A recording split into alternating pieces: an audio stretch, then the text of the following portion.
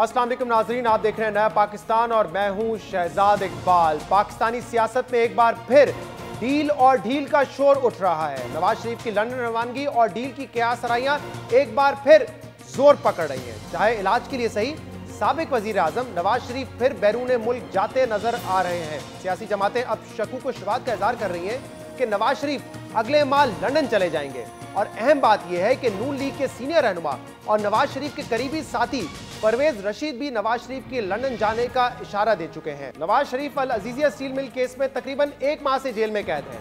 अब तक 3 medical board उनका तिबी मुआयना कर चुके हैं। पिछले माह अल्लामा इकबाल मेडिकल कॉलेज जिना अस्पताल के डॉक्टरों ने नवाज शरीफ को अस्पताल मुंतकिल करने की तजवीज़ दी। Punjab institute of cardiology Lahore के 3 रुकनी बोर्ड ने भी उनका तिबी मुआयना किया।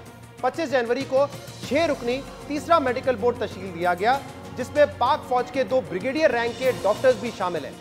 इस 6 रुकनी खसूसी बोर्ड ने कल नवाज शरीफ को नासाज तबीयत की वजह से अस्पताल मुंतकिल करने की तजवीज़ दी और फिर आज साबिक वजीर आजम नवाज शरीफ को 6 रुकनी मेडिकल बोर्ड की तजवीज़ पर कोट लखपत जेल से लाहौर के सर्विसेज अस्पताल मुंतकिल कर दिया गया। लेकिन अब नवाज शरीफ की नासाज तबीयत और अस्पताल मुंतकिली को लेकर की क़यासराइयां जोर पकड़ती जा रही हैं। कहा जा रहा है कि नवाज शरीफ जेल से अस्पताल और फिर अस्पताल से लंदन चले जाएंगे, जिसका इशारा कुछ रोज पहले नवाज शरीफ के करीबी साथी परवेज रशीद ने भी दिया। परवेज रशीद नवाज शरीफ के लंदन में मौजूद डॉक्टर से तिबी मुआयने को जरूरी करार दे रहे हैं। अब नवाज शरीफ के सियासी मुखालफिन ने भी इन क़यासराइयों में अपनी आवाज मिलाना शुरू कर दी है। कल पीपल्स पार्टी के सीनियर रहनुमा चौधरी मंजूर ने भी इन खदशात का इजहार किया है कि नवाज शरीफ के मामला तय पा चुके हैं और इसी माह वो लंदन चले जाएंगे। चौधरी मंजूर को नवाज शरीफ की मुबैना डील की खबरें मिल रही हैं। शेख रशीद भी नवाज शरीफ की मुबैना डील की खबरों पर परेशान लग रहे हैं। वफाकी वजीर रेलवे शेख रशीद ने आज वजीर आजम इमरान खान से अपील की है कि अगर शरीफ ब्रादरान से मुतल्लिक कोई डील हो रही है और अगर इन अफवाहों में कोई हकीकत है तो वजीर आजम कौम को एतमाद में ले। शायद ये बीमारियां रखते इसलिए हैं कि जमानत में आसानी हो। ये जब डील में नाकाम होते हैं तो फिर ढील की तरफ चल पड़ते हैं। खफा ना होइएगा इमरान खान साहब, बहुत बड़ी बात कहने जा रहा हूं। अगर ये कोई पैसे शैसे दे रहे हैं दोनों पार्टियां और कोई इसमें हकीकत है जो अफवाहें फैल रही हैं, तो इसको कौम को इत्मीनान में लिया जाए। ना मुफ्त की डील कबूल है, ना मुफ्त की ढील कबूल है जनाब। डील नाकाम हो गई है, ढील का अभी 50-50 का प्रोग्राम चल रहा है। शेख रशीद डील के इम्कान को मुस्तरद कर रहे हैं, मगर ढील के इम्कान को मुकम्मल रद्द नहीं कर रहे। उन्हें लगता है कि नवाज शरीफ बीमारी रखते ही इसीलिए है कि जमानत में उन्हें आसानी हो जाए। दिलचस्प बात यह है कि नवाज शरीफ ने अल अजीजिया केस में तिबी बुनियादों पर ही बरियत की दरख्वास्त दे रखी है। वो 18 साल पहले दिसंबर 2000 में भी तिबी बुनियादों पर मुल्क से बाहर गए थे और अब एक बार फिर नवाज शरीफ की तिबी बुनियादों पर बाहर जाने की अफवाहें गर्दिश कर रही हैं और ये क़यासराइयां बेवजह नहीं है। नवाज शरीफ और मरियम नवाज की पुरस्कार खामोशी इन क़यासराइयों को तकवीत दे रही। शरीफ जेल जाने से पहले साजिश का शिकवा करते थे, अवाम से सिविलियन बालादस्ती के लिए तहरीक चलाने का वादा लिया करते थे, वोट को इज्जत दो का नारा लगाते थे, मगर अब उन्होंने खामोशी इख्तियार कर ली है। नवाज शरीफ की साहबजादी मरियम नवाज भी अब खामोश हैं, जिन्हें नून लीग मुस्तकबिल के रहनुमा के तौर पर पेश करती थी। अब उन्होंने भी खामोशी का रास्ता अपना लिया है। मुल्क की मईशत हो या अवामी मसाइल, मरियम नवाज अब किसी मामले पर तबसरा नहीं करती। वो नवाज शरीफ की नासाज तबीयत पर अब तक 10 ट्वीट कर चुकी हैं, मगर साहिवाल में मासूम शहरियों के कत्ल जैसे अहम मामले पर भी वो खामोश रही। इस खामोशी और नवाज शरीफ की जेल से अस्पताल मुंतकली की वजह से सवाल उठ रहे हैं कि क्या मियां साहब एक बार फिर तिबी बुनियाद पर मुल्क से बाहर जाने वाले हैं। इन क़यासराइयों में कितना वजन है, इस पर बात करने के लिए हमारे साथ मौजूद है PMLN के सीनियर रहनुमा परवेज रशीद साहब। परवेज साहब, वक्त देने के लिए सबसे पहले तो आपसे ये जानना चाहेंगे कि मियां मोहम्मद नवाज शरीफ साहब की सेहत कैसी है, क्योंकि उनको कोट लखपत जेल से सर्विसेज हॉस्पिटल मुंतकिल किया गया है। कुछ इतलात हैं आपके पास, कैसी तबीयत है उनकी इस वक्त? बहुत बहुत शुक्रिया। हम सब के लिए जो पाकिस्तान मुस्लिम लीग नून के कारकुन हैं और अमूमी तौर पर पाकिस्तान के अवाम के लिए भी नवाज शरीफ साहब की सेहत के मामले पे बहुत तशवीश पाई जाती है। थोड़े से दुख और अफसोस की बात ये भी है कि उनकी सेहत के बारे में हमारी तमाम तर मालूमात जो हैं वो मीडिया के ज़रिए हम तक पहुंचती हैं।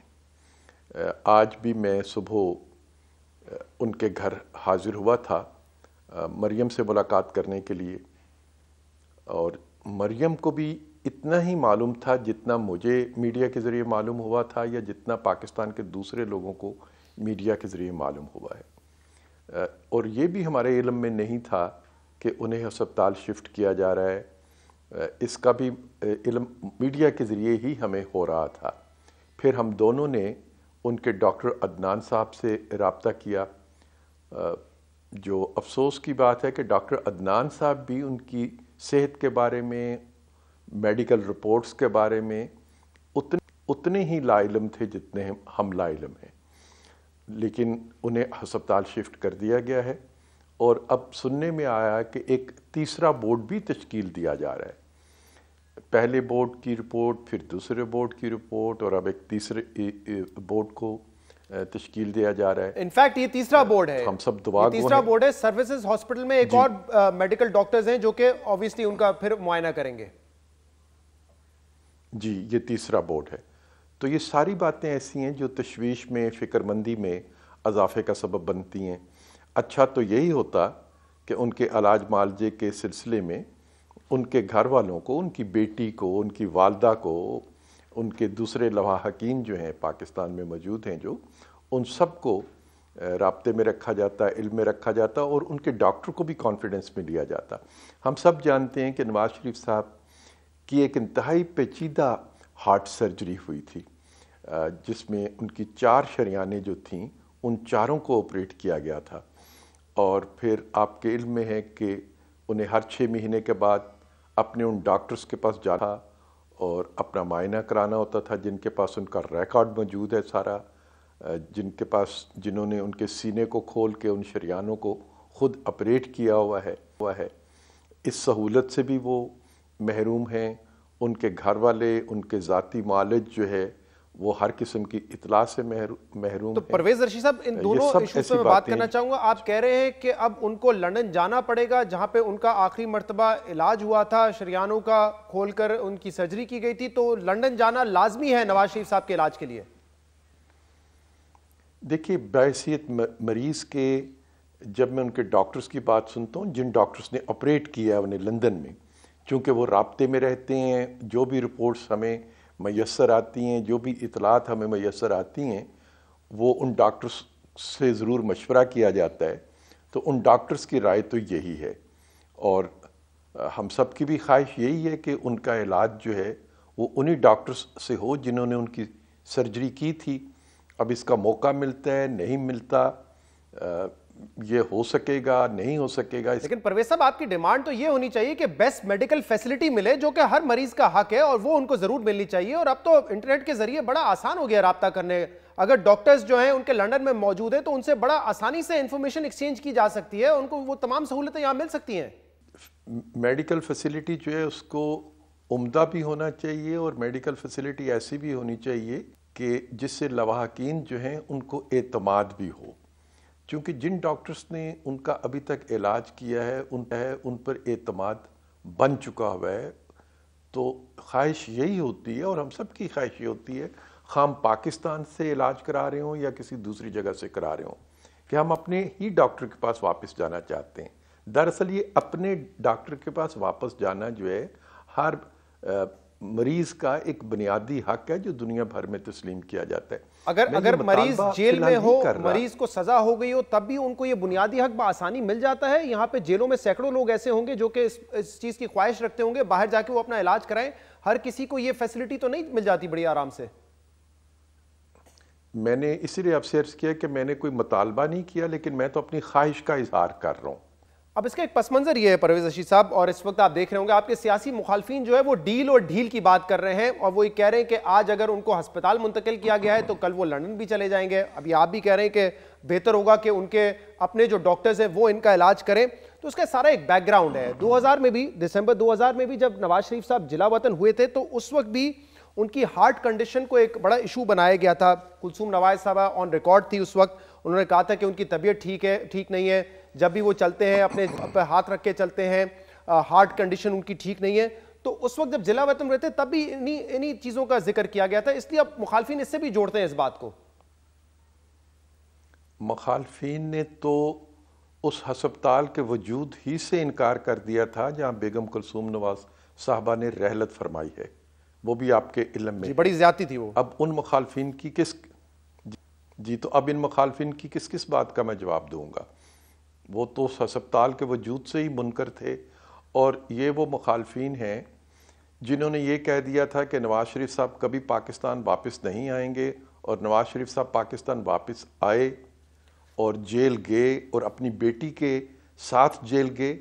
پاکستان کی تاریخ کا اور دنیا کی تاریخ کا شاید یہ پہلا واقعہ تھا کہ کوئی سیاسی رہنما یہ جانتے ہوئے کہ میں جیل جا رہا ہوں، اپنی بیٹی کے ساتھ جا رہا ہوں، واپس اپنے ملک آتا ہے. تو نواز شریف صاحب اپنی کمٹمنٹ پوری کرتے ہیں. اگر انہوں نے ڈیل کرنی ہوتی تو انہیں بیٹی سمیت جیل کاٹنے کی ضرورت نہیں تھی. اب تو انہیں ایک مقدمے میں ریلیف بھی مل چکا ہائی کورٹ کے ذریعے، اور دوسرے میں بھی انشاءاللہ تعالی ہمیں امید ہے کہ ضرور مل جائے گا. یہاں پہ جو ڈیل اور ڈھیل کی بات ہو رہی ہے وہ صرف شیخ رشید صاحب جیسے سخت مخالفین نہیں کر رہے. کل آپ نے سنا ہوگا چودھری منظور صاحب بھی ایک ٹاک شو میں بیٹھے ہوئے تھے، انہوں نے بتایا کہ کسی شخص نے ان کو آ کے مکمل ڈیٹیل بتائی ہے کہ نواز شریف صاحب ڈیل کر چکے ہیں، فروری کے مہینے میں ہی وہ لندن چلے جائیں گے. تو اب پیپلز پارٹی جن سے آپ کے تعلقات کوئی اتنے برے نہیں ہیں یا اتنے سنگین نہیں ہیں جتنے پی ٹی آئی کے ساتھ ہیں، وہ لوگ بھی یہی تبصرہ کر رہے ہیں کہ نواز شریف صاحب ڈیل کر چکے ہیں اور باہر چلے جائیں گے ملک سے. میں اس کی ایک ذمہ دار کے طور پر مکمل تردید کرتا ہوں. نواز شریف صاحب نے اپنی سیاسی زندگی میں اس سے پہلے کبھی ڈیل نہیں کی، اور آئندہ بھی وہ کبھی ڈیل نہیں کریں گے. اگر انہوں نے ڈیل کرنی ہوتی تو وہ اپنی بیٹی سمیت ان تمام تکالیف سے آزمودہ نہ ہوتے جو میرے اور آپ سب کے علم میں ہیں. وہ ایک باوقار شخص ہیں، اور ایک باوقار شخص کے طور پر انہوں نے سیاست میں اصولوں کے لیے ہمیشہ قربانیاں دی ہیں. آپ تردید کر رہے ہیں اس بات کی کہ کسی قسم کی ڈیل نواز شریف صاحب نے نہیں کی ہے، اور اس وقت یہ بھی سوال اٹھایا جا رہا ہے کہ نواز شریف صاحب پھر خاموش کیوں ہیں؟ یہ خاموشی بے معنی ہے پرویز رشید صاحب، جو کہ نواز شریف صاحب کی طرف سے ہے اور مریم نواز صاحبہ کی طرف سے ہے، جن کو بہت سارے لوگ آپ دیکھتے ہیں کہ وہ پارٹی کی اگلی لیڈر ہوں گی، اگلی رہنما ہوں گی، ان کی طرف سے یہ خاموشی بے معنی ہے یہ سب کچھ؟ نواز شریف صاحب جیل میں ہیں، اور جیل میں خاموشی ہی آپ کی زبان ہوتی ہے، آپ کا عمل آپ کی زبان ہوتی ہے. کسی سیاسی رہنما کا جیل میں ہونا اس بات کی دلیل ہوتا ہے کہ وہ اپنے اصولوں پر قائم ہے. جہاں تک مریم کا تعلق ہے، مریم کمپینر ہیں، وہ کمپین کرتی ہیں. اس وقت مسلم لیگ یا کوئی دوسری سیاسی جماعت کوئی کمپین نہیں کر رہی. ہم سب چاہتے ہیں کہ عمران خان صاحب کو ایکسپوز ہونے کا پورا موقع دیا جائے، تاکہ ان کے سچ اور جھوٹ پاکستان کے عوام کے سامنے بے نقاب ہوں. جب ہم کمپین کریں گے تو سب اپنا اپنا کردار ادا کریں گے. مریم نواز شریف جو ہیں وہ صرف کیمپین کے وقت نہیں، ویسے بھی بڑی ایکٹیو تھی، ٹویٹر پہ بڑی ایکٹیو تھی، بیان دیتی تھی. ابھی آپ سمیت سب چاہتے ہیں کہ عمران خان صاحب ایکسپوز ہوں، اپنی مدت پوری کریں، لیکن آپ سب بات کرتے ہیں، سیاسی معاملات پہ بات کرتے ہیں، عوامی مسائل پر بات کرتے ہیں. لیکن مریم نواز صاحبہ نے اگر ٹویٹر پہ بھی کوئی پیغام دیے ہیں تو نواز شریف صاحب کی صحت کے حوالے سے ہیں. اتنا بڑا ابھی ثانیہ ساہیوال ہو گیا، ایک عوامی مسئلہ تھا، ظلم ہوئے لوگوں کے ساتھ، اتنے بڑے ایشو پہ ایک سیاسی لیڈر کا خاموش رہنا، یہ بات سمجھ سے بالاتر ہے. پرویز رشید صاحب، جماعت ان کی ترجمانی کرتی ہے. ہم اس وقت پارلیمانی پالیٹکس کر رہے ہیں اور پارلیمنٹ کے اندر پالیٹکس کر رہے ہیں، چونکہ انہیں پارلیمنٹ کے لیے نااہل قرار دے دیا گیا ہوا ہے، اور یہ مقدمہ ابھی تک عدالتوں میں زیر سماعت ہے. اور ہم جو پارلیمنٹ میں موجود ہیں، ہم اپنا کردار ادا کر رہے ہیں، اور جو باتیں ہم کہتے ہیں وہ ہماری تمام جماعت کے لوگوں کے جذبات کی ترجمانی کرتی ہیں. لیکن مریم نواز صاحبہ تو پہلے بھی پارلیمنٹ میں نہیں تھی، پھر بھی وہ ذکر کرتی تھی کہ جو کیسز ہیں، ہمارے خلاف جو فیصلے آ رہے ہیں، وہ سازش ہے، اس کے پیچھے سازش ہے. نواز شریف صاحب ووٹ کو عزت دینے کی بات کرتے تھے، جیل گئے ہوئے ان کو 1 مہینہ ہوا ہے اس العزیزیہ کیس میں. اس سے پہلے بھی نائب عدالت کے باہر انہوں نے بات نہیں کی، ووٹ کو عزت دینے کی بات نہیں ہوتی. وہ سارا جو ایک فلسفی تھی ان کی کہ اب ایسا نہیں ہوگا، سویلین سپریمیسی ہوگی، یہ ساری باتیں ایک دم سے غائب ہو جانا، اس پر کوئی ذکر نہ ہونا، یہ سوال تو اٹھ رہے ہیں نا پھر پرویز رشید صاحب؟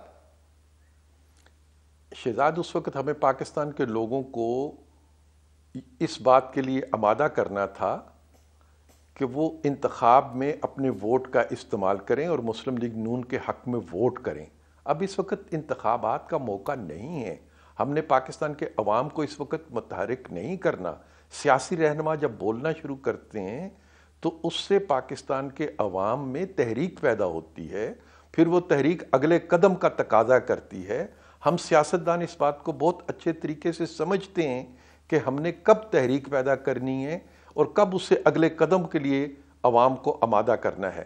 ابھی ہم اس کو مناسب نہیں سمجھتے، اس لیے یہ طرز استعمال کیا جا رہا ہے اور اس فکر کو اختیار کیا۔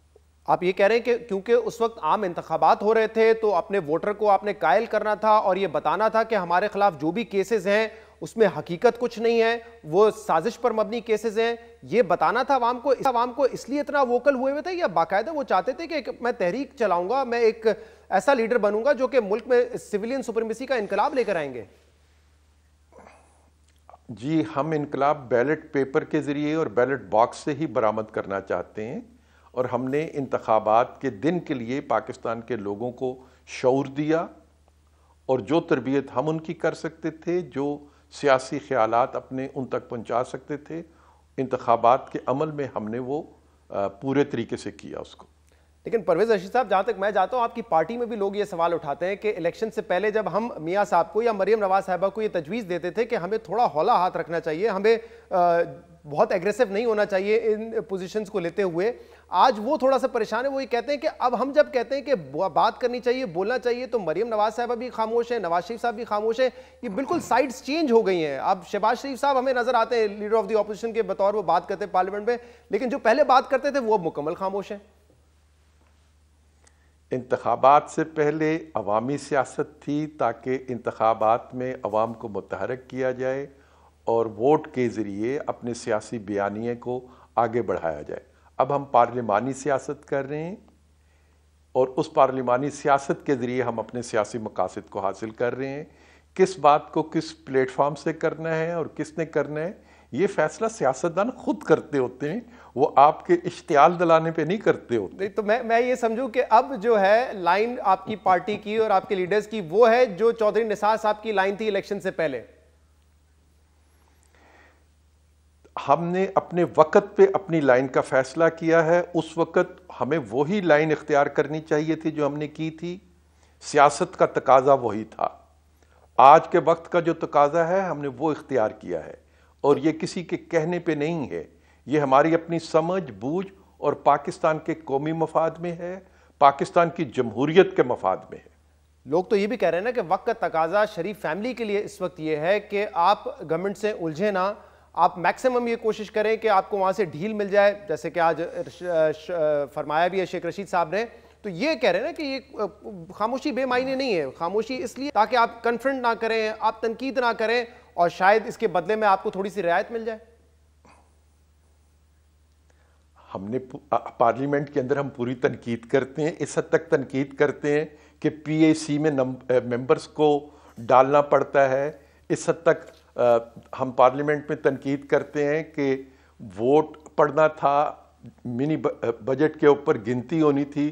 پہلی دفعہ پاکستان کی تاریخ میں گنتی کا عمل جو ہے منسوخ کر دیا گیا، کیونکہ ان کے اپنے اراکین شاید ان کو ووٹ دینے کے لیے تیار نہیں تھے۔ تو اور کس قسم کی تنقید چاہتے ہیں آپ ہم سے؟ تو اس پہ عوامی مسائل پہ بھی بات نہیں ہوگی؟ مریم نواز صاحبہ اگر دیکھیں گی کہ ثانیہ ساہیوال ہوا ہے، 3-4 بے قصور لوگوں کو جو ہے قتل کر دیا گیا ہے، اس پر بھی بات نہیں کریں گی؟ آپ لوگ تو ان کو دیکھتے ہیں بطور P M L N leader, اتنے اہم ایشو، عوامی ایشو پہ بھی بات نہیں ہوگی، اس کا مطلب سیاست نہ کریں، عوامی ایشو پہ تو بات کریں نا۔ پاکستان مسلم لیگ نون ایک سیاسی جماعت ہے، اس سیاسی جماعت کے ایک سربراہ بھی ہیں، اس سیاسی جماعت کی پارلیمنٹ میں موجودگی بھی ہے۔ وہ سیاسی جماعت جب اپنا ایک موقف اختیار کر لیتی ہے تو وہ ہم سب کا موقف ہوتا ہے۔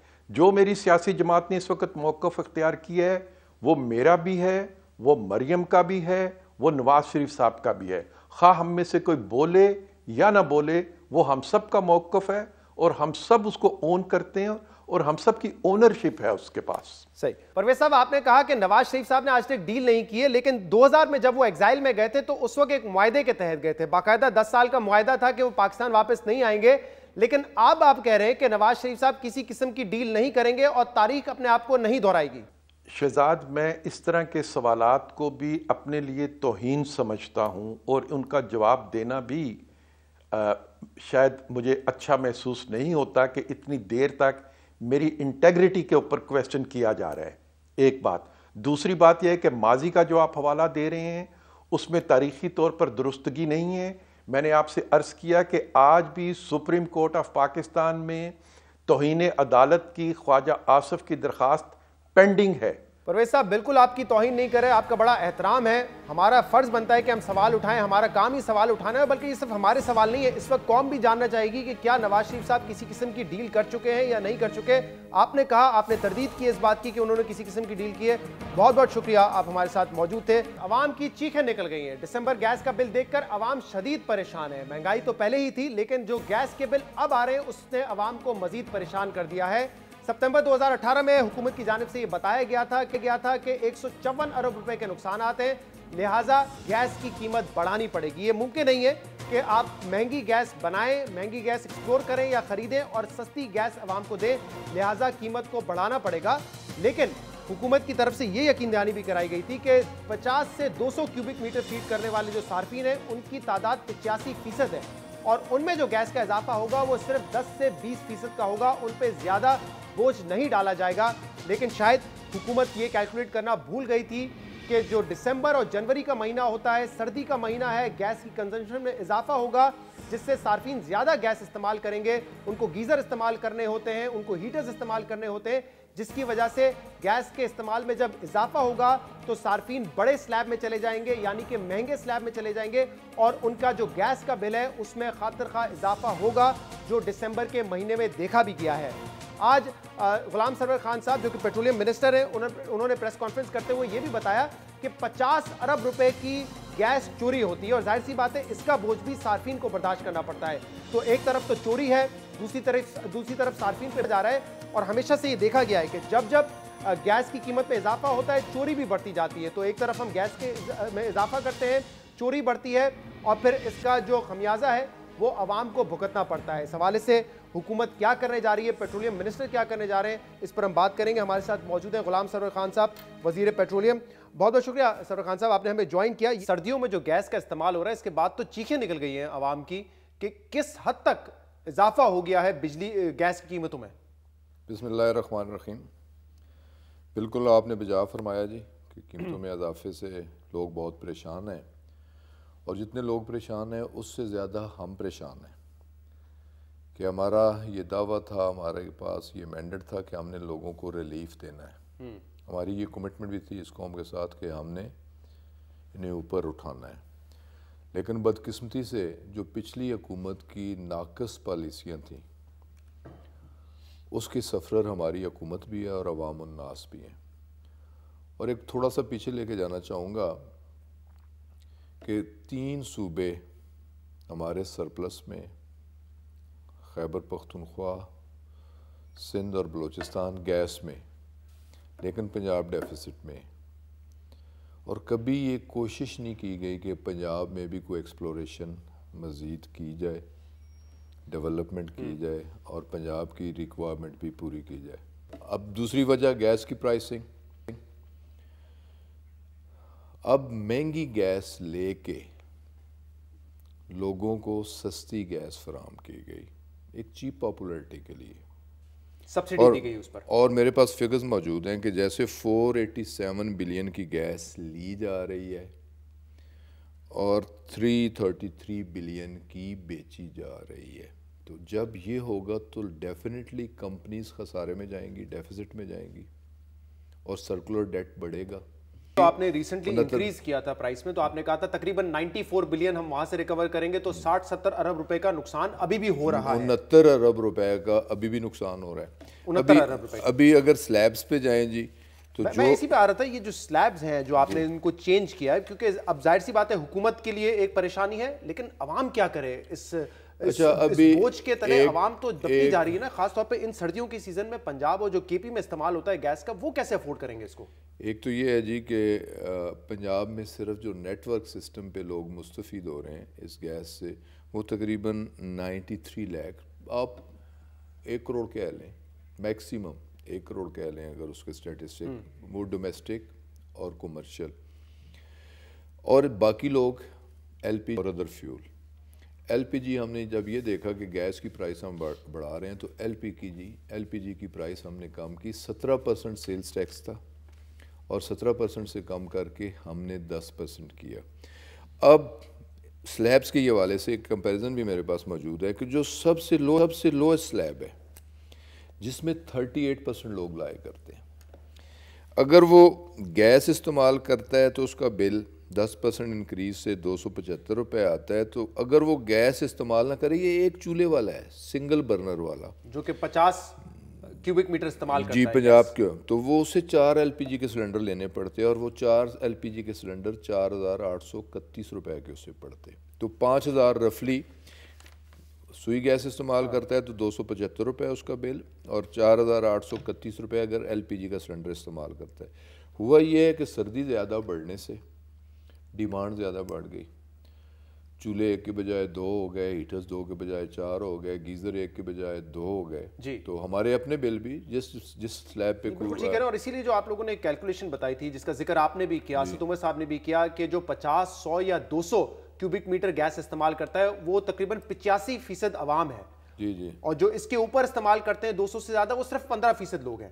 لیکن مسئلہ یہ ہے وہ اس سے بھی کم ہے. 143% کرنے والے اونلی 3% ہیں. لیکن اب نیچے کی جو نیچے کی سلیب سی نا, ان لوگوں نے بھی زیادہ سردی کی وجہ سے استعمال بڑھا دیا. یہی کہہ رہا ہوں, آپ کا جو فگر ہے میرے خیال سے یہ گرمیوں میں تو صحیح ثابت ہوتا ہوگا, لیکن اس وقت اگر کسی شخص کے پاس گیس آ رہی ہے اور وہ اپنی ضرورت کے لیے, وہ سردی سے بچنے کے لیے گیس استعمال کر رہا ہے, تو وہ نہ 50 استعمال کرے گا, وہ 100, 200 بلکہ اس سے بھی زیادہ استعمال کرے گا. یقیناً استعمال اس کے اوپر تو بوجھ بڑھ گیا ہے. یقیناً جب سردیوں میں استعمال زیادہ ہوگا, کنزمپشن زیادہ ہوگی اور زیادہ صارفین پہ بوجھ پڑے گا. دیکھیں پیک ٹائم ہم نے گزار لیا ہے, فروری شروع ہو چکا ہے, اب اس کے بعد موسم کھلنا شروع ہو جائے گا. آپ دیکھیں گے کہ جو مارچ اپریل کے بل ہوں گے سر, یہ جو بل ہے ایک شخص کا, اس کے پاس ایک گیس کا ہیٹر ہے جو کہ وہ کبھی کبھی استعمال کرتے ہیں, اور ایک گیس کے ہیٹر سے ان کا جو بل ہے وہ 26,000 روپے, 22,000 روپے بل ہے, 4,000 روپے تقریباً اس پہ جی ایس ٹی ہے.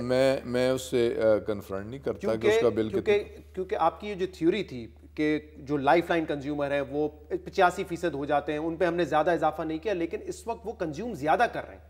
ان 2 ماہ میں تو اصل پرابلم یہی ہے کہ کنزمپشن بڑھ گئی ہے, کنزمپشن بڑھ گئی ہے, سردی زیادہ ہوئی ہے. سردی کی وجہ سے لوگ اب نیچے سلیب میں نہیں رہا, کوئی تیسری سلیب میں چلا گیا, کوئی چوتھی میں چلا گیا, چوتھی والا 5ویں 6ٹھی 7ویں میں چلا گیا, اور اس وجہ سے اوور بلنگ ہوئی ہے. اور اوور بلنگ بھی میں نہیں اسے کہہ رہا, بلکہ گیس کی یوٹیلائزیشن بڑھ گئی ہے. ان سلیبس کو چلیں ٹھیک ہے, جو پیچھے بیک لاگ ہے وہ ایک مسئلہ ہے, پہلے قیمت نہیں بڑھائی گئی وہ مسئلہ ہے, آپ کے لیے قیمت بڑھانا ضروری تھا, یہ بات آپ کی درست ہے.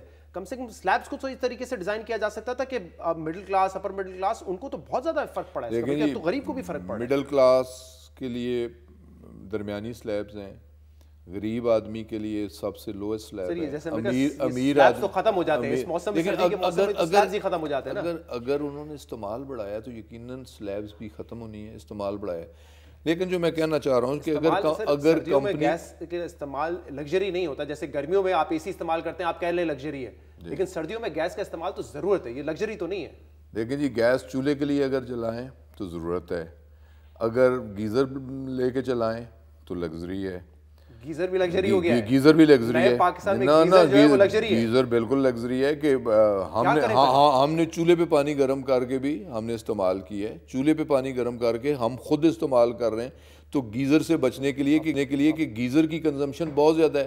اب دیکھیں نا, پتھر کے دور میں واپس سے لکڑیاں جلائیں, کیا کریں ہم, کیا کریں پھر یہ بتائیں. نئے پاکستان میں آپ کہہ رہے ہیں کہ گیزر بھی لگژری ہے. نئے پاکستان میں یقیناً پاکستان کے لیے کچھ کنٹریبیوٹ بھی کرنا پڑے گا, پاکستان کے لیے کچھ قربانی بھی دینی پڑے گی.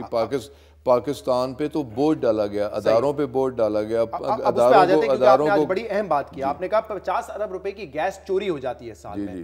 اب اس چوری کو روکنا بڑا ضروری ہے, کیونکہ سرور صاحب پچھلے کافی سال سے جب میں بھی یہ کور کرتے ہوئے آ رہا ہوں, جب بھی آپ قیمت بڑھاتے ہیں چوری بھی بڑھ جاتی ہے. اس دفعہ آپ نے قیمت بڑھائی ہے, چوری اور بڑھ جائے گی.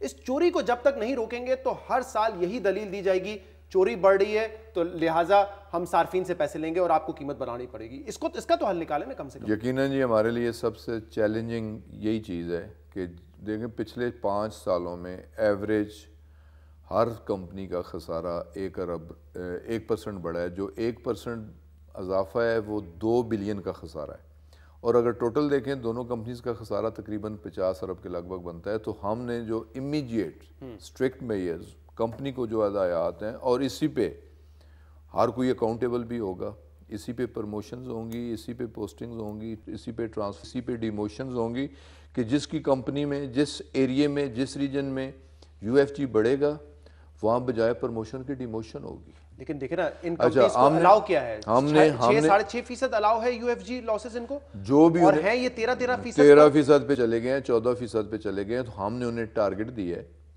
کہ ہر سال, یہ دیکھیں نا مینڈیٹ لوگوں نے ہمیں 5 سال کے لیے دیا ہے, اور ہم نے کمپنیز کو ٹارگٹ 5 سال کے لیے دیا ہے کہ آپ نے ہر سال یو ایف جی میں 1% کی کمی کرنی ہے. پچھلے 1% کا غالباً مطلب ہوتا ہے 2 ارب روپے. پچھلے سالوں میں یہ ہوتا رہا, ایک سائڈ پہ تو مہنگی گیس لے کے سستی گیس بیچتے رہے, دوسری سائڈ پہ یہ ہوتا رہا کہ خسارہ ہر سال 1% بڑھتا رہا یو ایف جی. وہ تھی مس مینجمنٹ کہ خسارہ بڑھتا رہا. اب یہ یقین دہانی کروائی گئی ہے کہ یہ اپنے خسارے کو کم کریں گے, چوری کو کم کریں گے, کیسے ہوگا, کیا دیکھیں جی خرچہ کریں گے اپنے ایسٹس پہ, کیا کریں گے یہ لوگ؟ دیکھیں اس پہ جیسے میں نے کہا ایڈمنسٹریٹولی بھی ہم کنٹرول کرنے کی کوشش کریں گے. پھر ہم نے یہ فیصلہ کیا ہے کہ ہر ریجن کے اندر گیس تھیفٹ ایکٹ موجود ہے, ٹیمز بنائی جائیں گی, جو گیس کی چوری ہوتی ہے اسے پکڑنے کی کوشش کی جائے گی, ان لوگوں کا ٹرائل کیا جائے گا, انہیں سزا دلوانے کی کوشش کی جائے گی. جہاں ہمارے سسٹم میں کوئی فلا ہے کہ لیکیجز ہیں, پائپس پرانے ہیں, انہیں آئیڈینٹیفائی کرنے کے بعد وہ پائپ ریپلیس کیے جائیں گے. اور جس ریجن میں یو ایف جی بڑھے گا اس کے افسر کی ڈیموشن ہوگی, وہ آنسریبل ہوگا, اکاؤنٹیبل ہوگا. قیمت ہو سکتا ہے بڑھانے کو ہم نہ روک سکیں کیونکہ لے کے ہم سستی گیس دے نہیں سکتے, لیکن چوری کو روکنا یہ ہماری ذمہ داری ہے. لیکن اس سے کچھ نہ کچھ فرق تو پڑے گا, لیکیجز کو روکنا یہ ہماری ذمہ داری ہے. ایکسپلوریشن آپ بڑھائیں گے, سستی گیس ملے گی, فائدہ عوام کو پہنچے گا, چوری روکیں گے, عوام کو اس کا فائدہ پہنچے گا. تو یہ کرنا ضروری ہے ورنہ تو کوئی فائدہ نہیں ہوگا اس کا. دوسرا ایک بڑا ایشو ہے ابھی اچھا, اس پہ ہم یہ بھی سوچ رہے ہیں, بلکہ ہم آج ہی میں نے انسٹرکشنز بھی دی ہیں دونوں کمپنیز کے ایم ڈیز کو, کہ جس طرح پری پیڈ ہوتا ہے نا, آپ ٹیلی فون ہے, کارڈ لیتے ہو, ایک پوسٹ پیڈ ہے, ایک پری پیڈ ہے, بلنگ پری پیڈ ہو جاتی, کہ ہم ایسے میٹرز بھی لگانے کے بارے میں سوچ رہے ہیں کہ بندے کو پتا ہو کہ میں نے 10,000 کا میٹر, 10,000 کی گیس کنزیوم کرنی. 15 سال پہلے ہو چکا ہے استعمال, 15-17 سال پہلے استعمال ہو چکا ہے, لیکن وہ ناکام ہو گیا تھا. اگر کہیں ہوا ہوگا تو میرے علم میں نہیں ہے, لیکن ہم دنیا آگے بڑھ رہی ہے, جدید ٹیکنالوجی آ گئی ہے, انشاءاللہ تعالی ہم موجودہ میٹرز کو بھی موڈیفائی کرنے کی کوشش کریں گے, نئے ڈیوائسز لگا کے فکس بل, پری پیڈ بل بھی, پری پیڈ میٹرز بھی انسٹال کرنے کی کوشش کریں گے. اس پہ بڑی شکایات آئی تھی اس وقت کہ بہت تیز چلتا ہے اور مسئلے مسائل کافی زیادہ آئے تھے, لیکن اس پہ بھی آپ توجہ ضرور دیں. اسے چیلنج کیا جا سکتا ہے. مسئلہ اب یہ مجھے بتائیں نا, اب یہ عوام یہ کہتی ہے کہ ہم پہ تو آپ چارج کر رہے ہیں اضافہ, ہمارا آپ نے گیس پرائسز بڑھا دی ہیں, لیکن ابھی بھی آپ سبسڈی دے رہے ہیں, آپ فرٹیلائزر سیکٹر کو سبسڈی دے رہے ہیں, کراس سبسڈی وہاں پہ دیتے ہیں آپ ایکسپورٹرز کو سبسڈی دے رہے ہیں تقریباً 27 ارب روپے کی, تو وہاں پہ آپ سبسڈی دے رہے ہیں, جہاں پہ صارفین, ہاؤس ہولڈ صارفین کا معاملہ آتا ہے وہاں پہ آپ سبسڈی جو ہے وڈرا کر لیتے ہیں. میں تھوڑی سی جناب کی اطلاع کے لیے, مثلا میں پاور سیکٹر کی بات کر رہا ہوں کہ انڈیا میں اگر ایک گرڈ ہے, اس گرڈ سے اگر 3 لائنیں نکلتی ہیں, ایک نکلتی ہے ایگریکلچر کے لیے, ایک نکلتی ہے ڈومیسٹک کے لیے, اور ایک نکلتی ہے انڈسٹریل کے لیے.